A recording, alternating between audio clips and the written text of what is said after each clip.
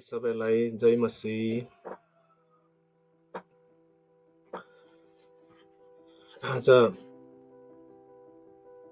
शनिबार हाम्रो अनलाइन सेवाकाईमा सबैलाई स्वागत गर्दछु। आज म तपाईहरुको माझमा विशेष गरेर यो क्रिस्चियन जगतमा धेरै विवादित कुराहरू पनि हो, त्यसको विषयमा अलिकति बातचित गर्न चाहन्छु। मेरो आजको विषय छ त्यो अलिकति विवादित विषय, अन्य भाषा। अनि यो चाहिँ पहिलो भाग हो, किन भन्दाखेरि यसको विषयमा अलिकति लामो छ, त्यसले गर्दाखेरि म यसलाई भाग छुट्याएको छु। र यसको विषयमा भन्नु पर्दाखेरि धेरै नै यसको विषयमा जानकारी हुनुहुन्छ अनि कति जानकारी हुनुहुन्न, अनि धेरैले यसको विषयमा वचन बाँड्दछन्। उनीहरूले आफ्नो रीतिले बुझेर वचन बाँडिरहेका हुन्छन्। त्यो राम्रो कुरा हो, किन भन्दाखेरि मान्छेले जे कुरा बाइबलमा पाउँदछ, अध्ययन गर्दाखेरि, बाइबल पढ्दाखेरि त्यो कुरा नै प्रचार गर्ने हो। अनि त्यसले गर्दाखेरि मैले पनि यतिका वर्षसम्म बाइबल अध्ययन गर्दाखेरि मैले जे एउटा बुझेको छु त्यो म प्रचार गर्न गइरहेको छु। अनि यो मेरो वचनको सेवकाई अथवा प्रचार कुनै एउटा सांप्रदायिक समूहको आफ्नै सिद्धान्त जस्तो होइन। यसलाई चाहिँ म बाइबलीय सिद्धान्त भनेर भन्न चाहन्छु। यो अन्य भाषाको आजको पहिलो भागमा हामी यसरी नै प्रवेश गर्दै थियौं। म यसको विषयमा अलिकति यसको पृष्ठभूमिमा भन्न चाहन्छु। बाइबलीय शिक्षा सिद्धान्त अवलम्बनमा अन्य भाषा बारे दुई मतका क्रिस्चियनहरू पाइन्छन् यस धरतीमा। त्यो हामी सबैलाई थाहा भएको कुरा हो। एक मतकाहरूले अन्य भाषा खूब विरोध गर्छन्। यो शैतानको भाषा हो, यो नबुझिने भाषा, किन बोल्ने, यो व्यर्थको भाषा हो भनेर पनि भन्दछन्। अनि अर्को मतको एउटा समूह छन्, उनीहरूले चाहिँ यो अन्य भाषाको रक्षा गर्दछन्। यो बाइबलीय हो भनेर उनीहरू त्यसमा यसलाई रक्षा गर्ने काम गर्दछन्। अनि कति समयमा त यो दुई मतको मान्छेहरूको बीचमा जुवाडी नै चल्छ, हैन? अनि वास्तवमा यो बाइबलीय शिक्षा सिद्धान्तको विषयमा सबै ख्रिस्टका जनहरू एक हुँदै जानुपर्ने ठाउँमा यो यस्तो खालको हुनु चाहिँ हाम्रो एउटा दुर्भाग्यको कुरो हो। किन भन्दाखेरि पक्का नै यसको विवादले गर्दा सिधा सादा अनि नयाँ विश्वासीहरूलाई, जोहरू विश्वासमा अलिकति परिपक्व छैनन्, उनीहरूको निम्ति यो अन्यलको कुरा हुन जान्छ। त्यसै कारणले गर्दाखेरि यो एउटा दुर्भाग्यको कुरा पनि हो। मैले अघि भनिहालेँ, हामीलाई थाहा छ यस्तो कुराहरू छन् यस धरतीमा। यो एउटा जटिल समस्याको कुरा हो। मैले अघि भन्दै थिएँ, एक हुँदै जानुपर्ने ठाउँमा यहाँनिर अलिकति फाटो या विभाजित यस्तो कुराहरू देखिन्छ। आज म यसकै दूरी बीच पुल हाल्ने काम गर्न चाहन्छु। पुल हाल्ने काम भन्दाखेरि मध्यस्थ गर्न चाहन्छु। म वास्तवमा अन्य भाषाको विरोध गर्ने पक्षमा पनि छैन र अन्य भाषाको रक्षा गर्नेको पक्षमा पनि म छैन। तर म यो दुईटाको दरार बीचमा पुल हाल्ने काम गर्न चाहिरहेको छु। यो अन्य भाषा भन्ने बित्तिकै कतिको लागि अनौठो कुरा हो, हैन? यस धरतीमा जब बाइबलको सन्दर्भमा अन्य भाषा भन्ने बित्तिकै अनौठो कुरा हो। तर अलिकति भाषाको विषयमा बुझ्न अलिकति मलाई उचित लाग्छ। अनि आज म तपाईहरुको माझमा यो भाषाको विषयमा अलिकति केही कुराहरू भन्न चाहन्छु। सुरुमै म भाषाको विषयमा भन्नु पर्दाखेरि मेरो पहिलो एउटा सानो टपिक्स नै भनौं, अर्थ आउने र नआउने भाषाको विषयमा अलिकति भन्न चाहन्छु। यस धरतीमा लगभग 7 बिलियन जनसंख्या छन् भन्ने मैले कता कता सुनेको छु, सायद होला, म यकिन त छैन मलाई, तर त्यसरी भन्ने गर्दछन् संसारमा भएका बुद्धिजीवीहरू। अनि यो 7 बिलियन जनसंख्या मध्येमा भाषाको प्रयोग अनुसन्धानको विषयमा हामीले खोजी गर्यौं भने 6500 भाषाहरू चाहिँ प्रयोगमा छन्। 6500 भाषाहरू यस धरतीमा बोलिन्छ। यसको मतलब अब हिब्रू भाषामा यसलाई सापा भनिएको हामी पाउँछौं। ग्रीक भाषामा यसलाई ग्लोसाइस अथवा ग्लोसलिया भनेर भनेको हामी बुझ्छौं। यो सापाको विषयमा म त्यति विस्तृत के भन्छ त्यसको अर्थ म बुझाउन चाहन्न, तर नयाँ करारमा यो अन्य भाषाको विषयमा भएकोले गर्दाखेरि ग्लोसाइस अथवा ग्लोसलियाको अर्थ चाहिँ भाषा भन्ने कुरा मात्रै हुन्छ। त्यहाँनेर अन्य भाषा भन्ने कुराहरू हुँदैन। तर यहाँनेर बाइबलमा हामी के देख्छौं भन्दाखेरि जुन यो भाषालाई चाहिँ एउटा जुन जातिको भाषा बोल्ने व्यक्तिले उसको भाषा बोल्छ र अर्को भाषाको मान्छेलाई त्यो भाषा चाहिँ अन्य भाषा हुन जान्छ। यसको विषयमा म भरे भन्न चाहन्छु। म यही समसामयिक यो भाषाको विषयमा लिएर तपाईहरुको माझमा अलिकति बुझाउने कोसिस गर्दैछु। सर्वप्रथममा एउटा क्रिश्चियन विश्वासलाई जग हालिदिने व्यवस्था वा अगमवक्ताको पुस्तकमा भाषाहरूको उल्लेख भएको हामी पाउँदछौं। यशायाको पुस्तक 28 को 11-12 पदमा त्यहाँनेर हाम्रो नेपाली बाइबलको अनुवादमा यसरी भनेको हामी देख्दछौं, त्यसो हो भने अन्य भाषा र अरू नै बोलीद्वारा परम प्रभु यस प्रजासित बोल्नुहुनेछ। 12 पदमा जसलाई उहाँले भन्नुभयो विश्राम गर्ने ठाउँ यही हो, थाकेकाहरूले यही नै विश्राम गरून् अनि आरामको ठाउँ यही हो, तापनि तिनीहरूले सुन्ने मन गरेनन्। यो यशाया अगमवक्ताले भविष्यवाणी गरेको एउटा पुस्तक हो र यो पुस्तकमा विशेष गरेर यशायाले जुन यो पुस्तक लेख्दाखेरि हिब्रू भाषामै लेखेको कुरा हामी सबैलाई सायद थाहा छ। अनि यो यशाया 28 को 11 पदमा जुन हाम्रो नेपाली बाइबलमा अनुवाद गरिएको छ हिब्रू भाषाबाट, यो चाहिँ अलिकति त्यहाँनेर भाषा अनुवाद पूरा भएको छैन। यहाँनेर पहिलो खण्डमा यहाँनेर अन्य भाषा भनेर प्रयोग गरिएको छ।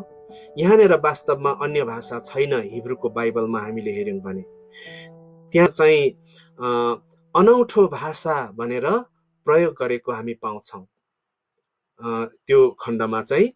अनि के भन्छ अर्को शब्दमा भन्नु पर्दाखेरि त्यसलाई बकबके भाषा भनेर पनि त्यहाँनेर त्यसलाई अर्थ लगाउन सकिन्छ। अनि यो खण्डलाई चाहिँ विशेष गरेर अंग्रेजीको भाषामा अनुवाद गरिएको जुन बाइबल, 3वटा बाइबललाई म अध्ययन गरेको छु मैले। अनि त्यो 3वटा बाइबल जुन चाहिँ अलिकति हिब्रूको एउटा मौलिक त्यहाँनेर अर्थ आएको छ। विशेष गरेर एनआईभी भर्जन, इङ्ग्लिसको एनआईभी भर्जन, अनि इङ्ग्लिस स्ट्यान्डर्ड भर्जन, अनि त्यसपछि किङ जेम्स भर्जन बाइबल, यो तीनटाले चाहिँ ठ्याक्कै हिब्रूको जस्ताको तस्तै अर्थ त्यहाँनिर ल्याएको हामी देख्छौँ।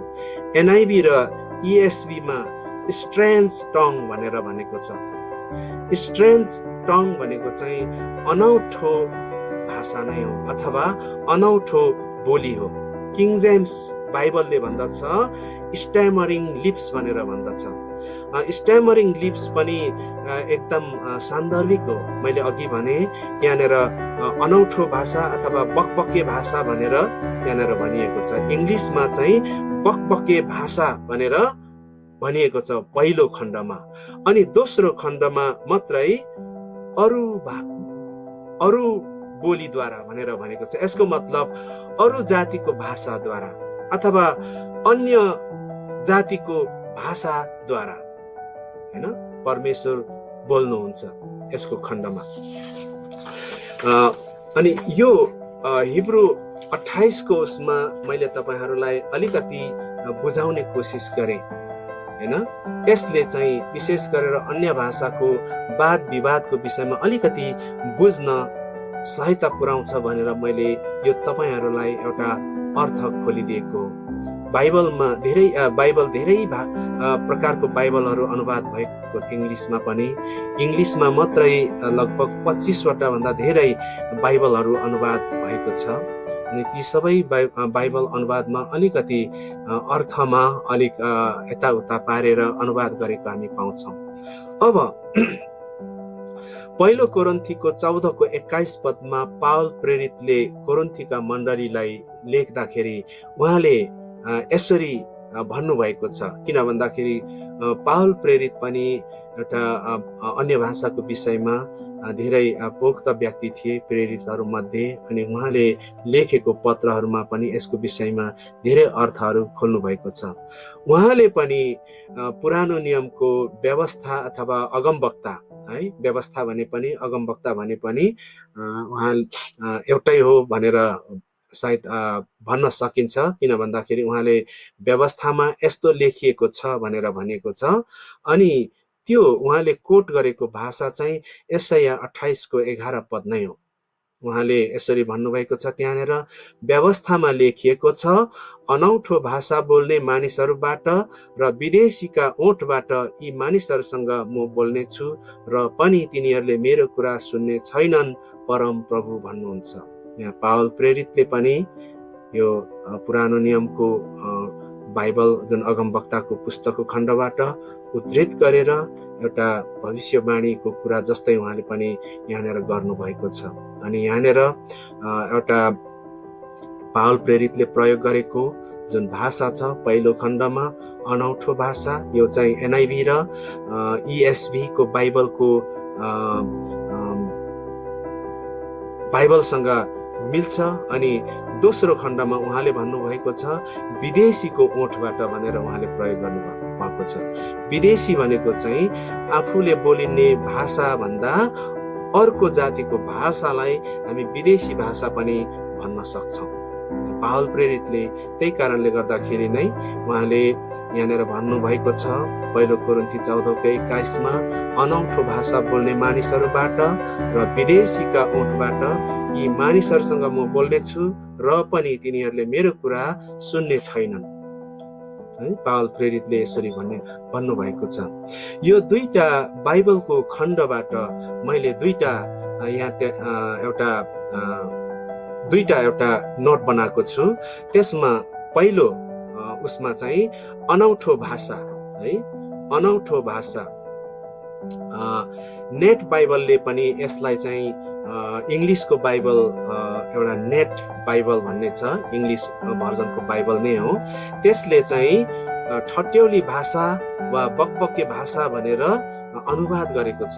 र मैले अघि भने हिब्रू भाषाबाट यो भाषाको विषयमा त्यस्तै अर्थ आउने भएकोले गर्दाखेरि यो नेट बाइबल मा चाहिँ त्यो अनुवाद गरेको हामी देख्दछौँ।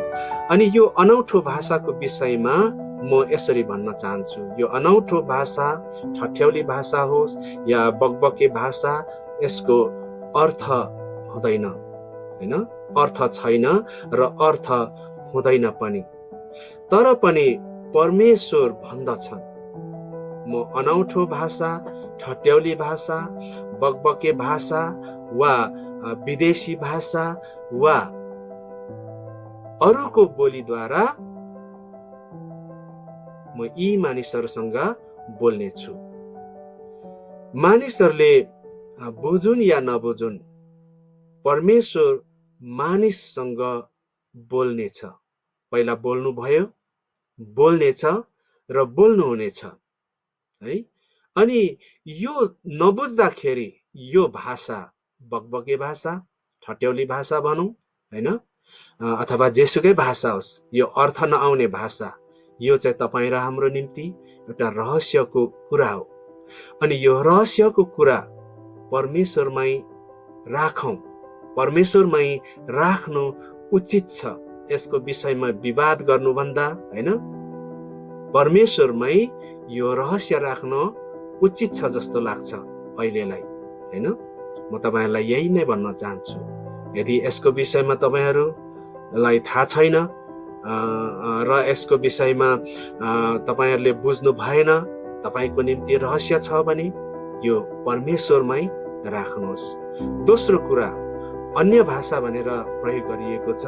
वास्तवमा यो अन्य भाषा भनौं या यो विदेशी भाषा भनौं या अरूको भाषा भनौं अथवा यसलाई अज्ञात भाषा भनौं या भिन्न भाषा भनौं, यो चाहिँ यस धरतीमा भएका मानिस जातिहरूले बोल्ने भाषाहरू नै हुन्। यसको अर्थ हुन्छ हैन। अनि त्यसले गर्दाखेरि यस धरतीमा धेरै जातिका मानिसहरू छन्। यो धेरै जातिका मानिसहरूको आफ्नै आफ्नै भाषा छ। अनि त्यसले गर्दाखेरि तपाई र हामी यो सबै संसारमा भएका भाषाहरू बुझ्न सक्दैनौं। त्यसले गर्दाखेरि ती भाषाहरू तपाई र हाम्रो निम्ति अन्य भाषा हुन जान्छ। तपाई र हाम्रो निम्ति विदेशी भाषा हुन जान्छ। तपाई र हाम्रो निम्ति अरूको भाषा हुन जान्छ। तपाई र हाम्रो निम्ति अज्ञात भाषा भनेर पनि हामी भन्न सक्छौं र तपाई र हाम्रो निम्ति त्यसलाई भिन्न भाषा भनेर पनि भन्दछौं हैन। यी भाषाहरू हैन आकाशले छोपेको यस धरतीमा मानिस जातिहरूले बोल्दछन् हैन। अनि परमेश्वर भन्नुहुन्छ भाषामा है अथवा अरू भाषामा, विदेशी भाषामा, अज्ञात भाषामा, भिन्न भाषामा म मेरो प्रजासँग बोल्ने छु। मैले अघि भने हाम्रो परमेश्वर यसरी विभिन्न भाषाहरूमा, विदेशी भाषाहरूमा हैन, अरूको भाषाहरूमा, अज्ञात भाषाहरूमा उहाँ चाहिँ आफ्नो प्रजासँग बोल्नुभयो र बोल्नुहुनेछ। यो तपाईहरुलाई म भन्न चाहन्छु। परमेश्वरले भन्नुभएको छ उहाँ मानिसहरूसँग बोल्नुहुन्छ। यो एउटा बाइबलको सत्यता हो हैन। यसलाई हामी नकार्न सक्दैनौं, किनभने परमेश्वरको वचनले यही नै भनेको छ कि परमेश्वर यसरी बोल्नुहुन्छ। अब यो भाषाको विषय मैले अघि भने अन्य भाषाको कुरा हामी गर्दैछौं। बाइबलमा यो अलिकति धेरैहरुको बीचमा अलिकति विवादको कुरो हो। अनि त्यो विवादको कुरो चाहिँ विशेष गरेर परमेश्वरको वचनमा नै छ।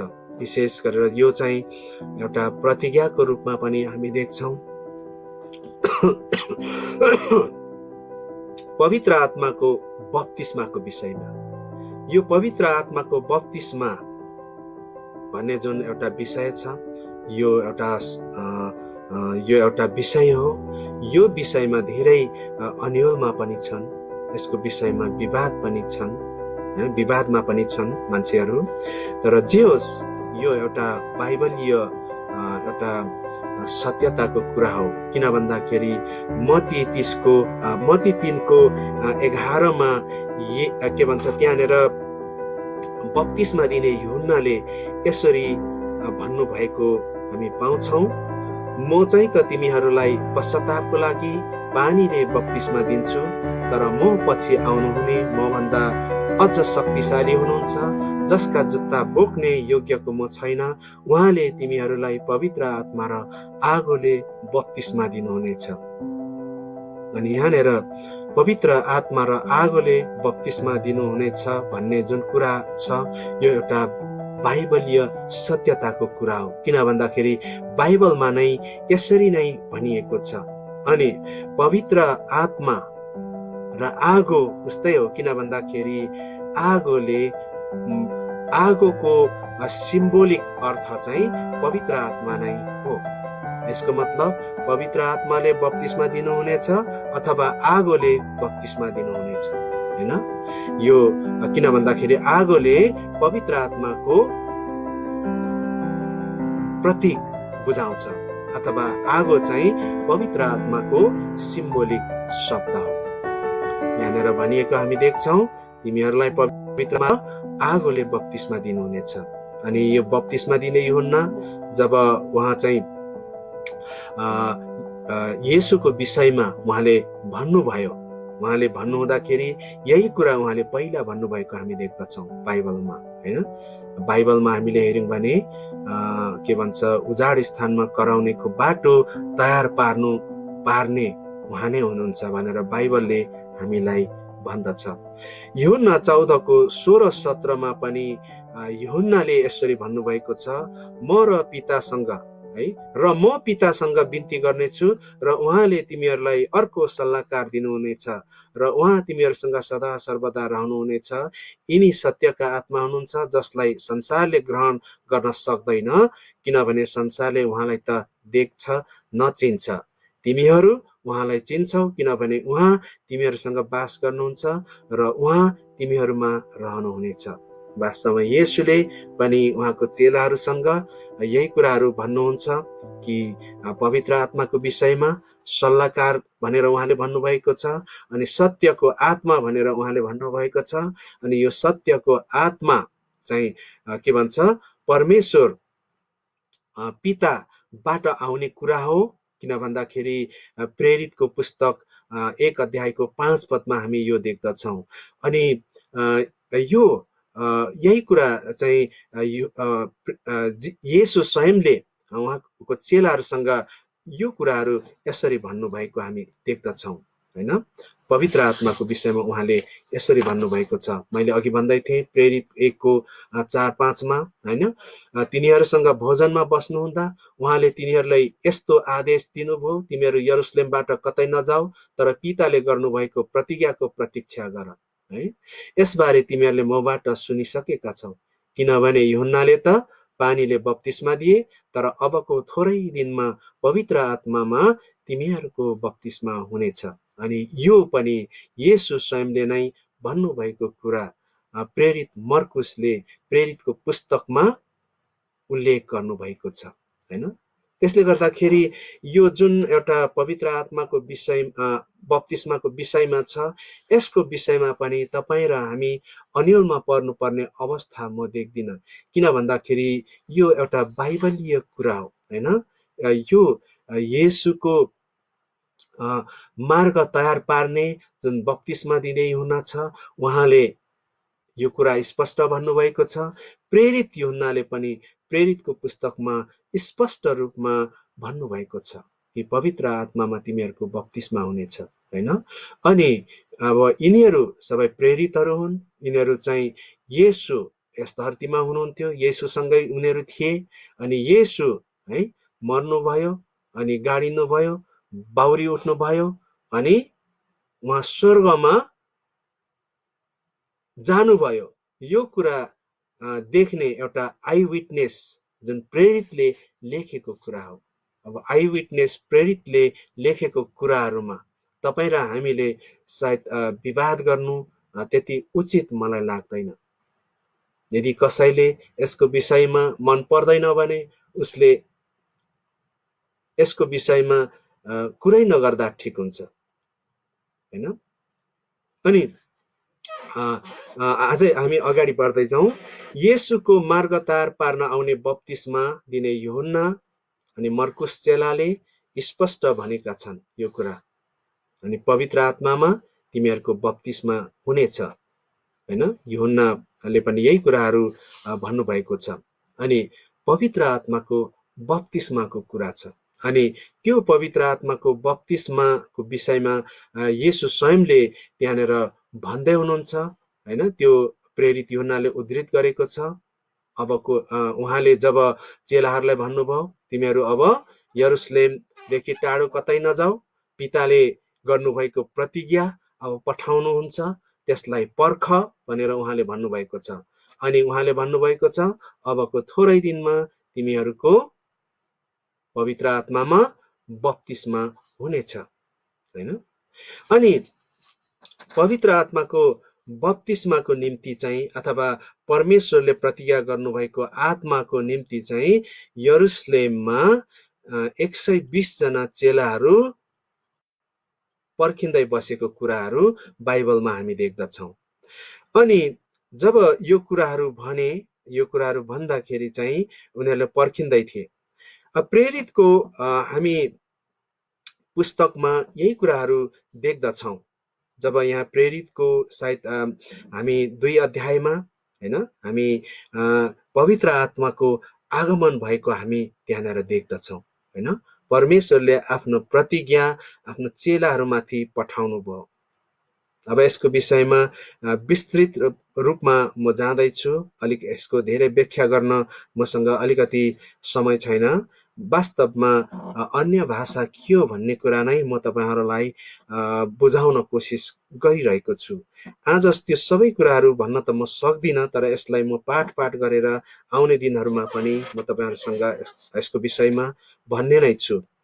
अब यसको विषयमा भन्नु पर्दाखेरि पुरानो नियममा चाहिँ पवित्र आत्मा आउनुहुन्थ्यो अनि फेरि जानुहुन्थ्यो। पवित्र आत्माले अभिषेक गर्नुहुन्थ्यो केही परमेश्वरको सन्तहरूलाई, अनि पवित्र आत्मा उनीहरुसँग हुँदाखेरि उनीहरु चाहिँ के भन्छ अगमबाणी गर्थे, भविष्यवाणी गर्थे, अथवा त्यसपछि परमेश्वरको आत्मा फेरि फर्केर जाने गर्दथ्यो भन्ने कुराहरू हामी पाउँछौं।